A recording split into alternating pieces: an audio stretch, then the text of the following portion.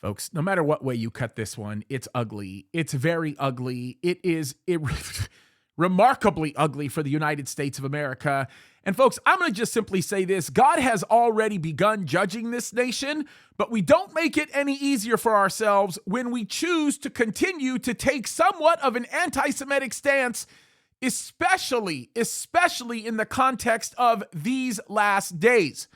Understand what the United States of America is bringing upon itself through this regime, and what they're doing to Israel is literally putting the final nails in the coffin. I'm looking at an article that says U.S. refusal to bring forward KC-46 refueling aircraft holds back possible Israeli strike on Iran. Now, let me just talk about this for just a second because it's a pretty significant thing here. I'll read the first part of this article and understand this is not good for us, guys. No matter how you cut it, whatever way you want to look at it, it is bad. You can't bend it in a good way at all under any circumstance. It says this. It says the Biden administration's refusal to accede to Israel's latest request for delivery ASAP of the KC-46 Pegasus military refueling aircraft sets back a potential Israel airstrike for averting a nuclear-armed Iran. It is another hiccup. Yes, they're being very generous calling it a hiccup, right? It is another hiccup in U.S.-Israel relations with the current Netanyahu government. Defense Secretary Lloyd Austin explained that Boeing can't meet this request now since its hands are full with U.S. Air Force orders. I wonder where the U.S. Air Force orders are for. Ukraine, maybe?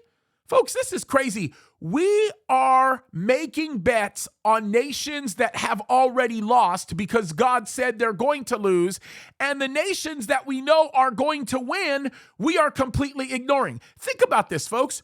We are spending tons of money at our own expense to try to destroy Russia when we know Russia can't be destroyed because God is going to use Russia in the last days, and we know that what Russia does will be so significant that the rest of the world won't be able to defeat Russia. Only God will be able to do it on behalf of Israel.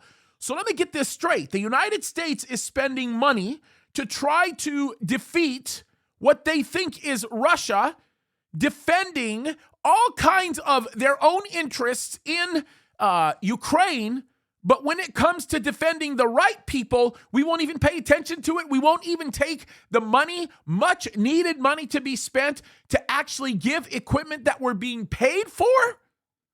Folks, this is crazy.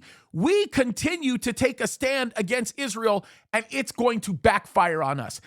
Let me just tell you this. I want to be on the right side of history, and if you want to be on the right side of history, you will support Israel.